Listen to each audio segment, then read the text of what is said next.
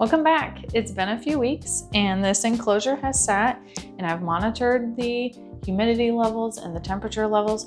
Temperature doesn't really change because it's just what our house is set at, between 70 and 72 degrees. Right now it is reading 72.5 and it sits in between my two reptile enclosures that also have heat lamps on, so may run a little bit warmer than what my AC is set at, but between 70 and 72. As far as the humidity levels, I did notice at first that it was drastically losing humidity, and for the isopods that I got, stay tuned, it's coming up, I needed the humidity levels to be a little bit higher. They are a high humidity isopod, very low area of dry, and so with that, all of these holes for ventilation was just absolutely too much.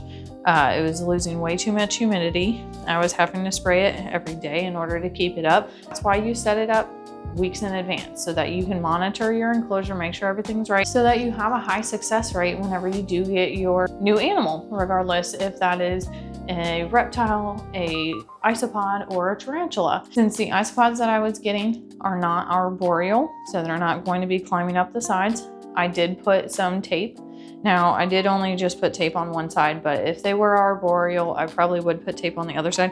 But I also, if they were arboreal, have a problem because this does have some holes where they could escape.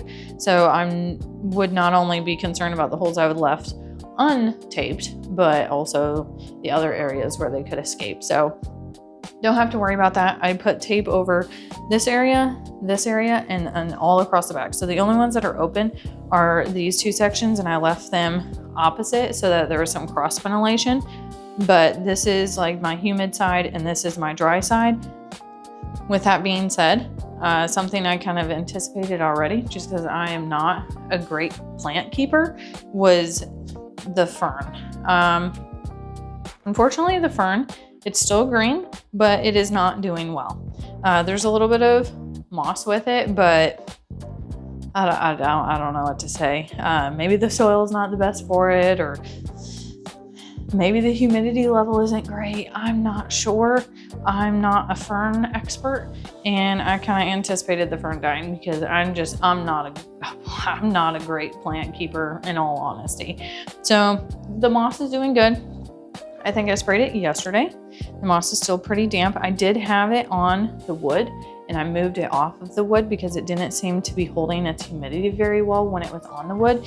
I am noticing that it's doing a little bit better being directly on the soil. Like, it's holding its humidity a little bit better, because this isopod does burrow a little bit and it will need that humidity trapped. And so I think with this adjustment, it'll do a lot better. So with that being said, what kind of isopod did I get? Put it in the comments if you took a guess. Maybe you're right, maybe you're not. They are sitting right here, so let's find out.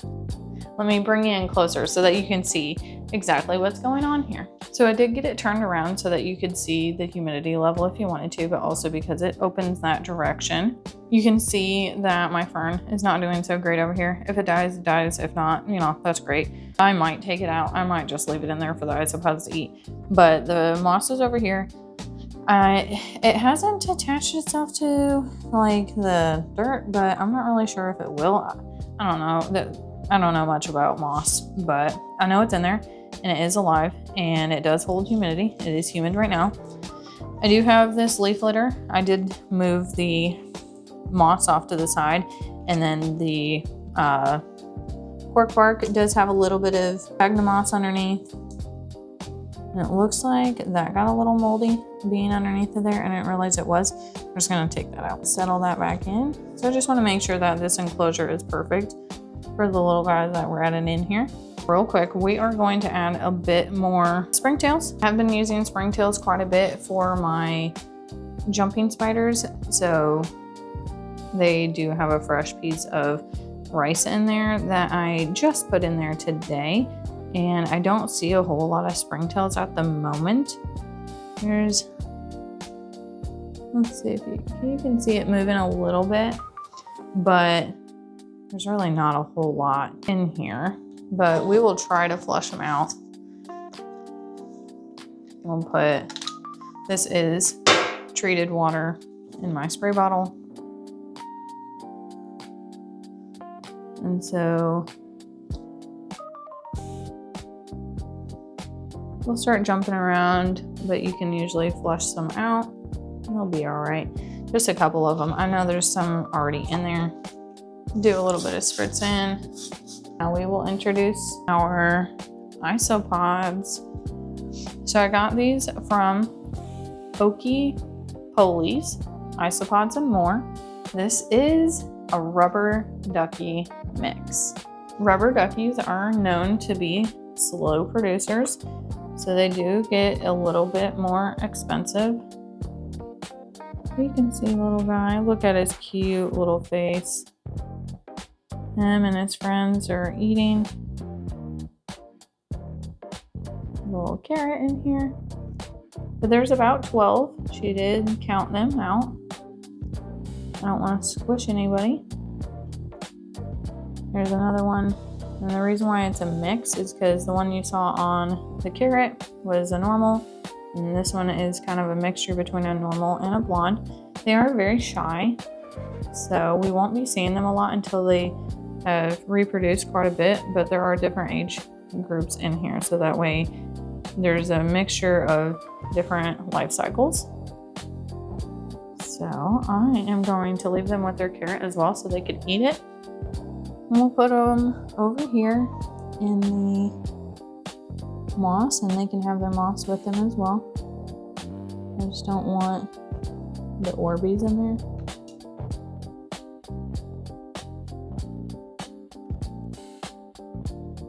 There's also some eggshells in there so that they have some calcium to eat.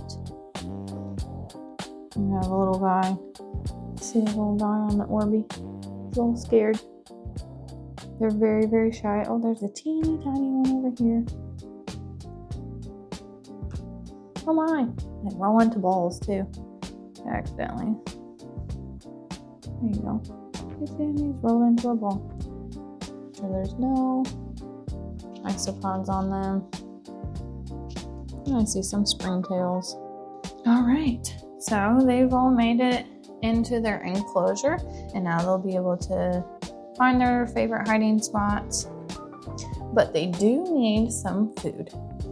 So I have this cute little seashell, and I thought this would be a nice way to incorporate the food dish into their enclosure without making it look like, you know, I know there's 3D printed dishes and stuff that look really cute, but I like the seashell because it looks a little more naturalistic and it blends into the enclosure a little bit better. So what I'm going to do is I have some fish food here that has protein, and they really like fish food, and she even included some instructions to make sure that you give them the best care. I didn't find any lotus pods other than she had some at her booth, and I just didn't prefer them. I wanted a different kind, so I didn't get any, but I will get some soon. And then 4 to 6 inches deep, which is what I have here. High humidity, that's just spritzing them if needed. Burrowing, they've got plenty of room to do that. They also have their fish food, and they are my pet. I like to use a set of tongs, and when you're a reptile keeper, you just have a bunch of tongs laying all over the house, so that's no problem.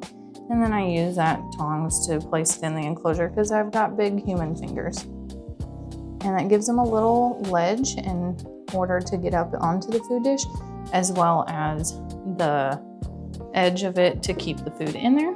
I'll bring you in close to give it a good look. So there we have it. They are making themselves at home. You see one in there? Right in there. And there you have it.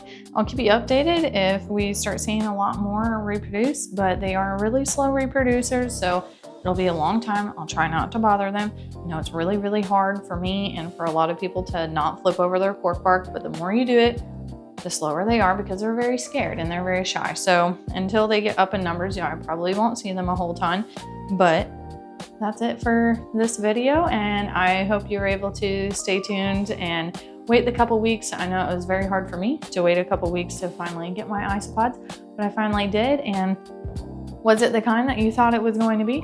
Was it the rubber duckies? Let me know if you guessed correctly, and I'll see you in the next video. Bye.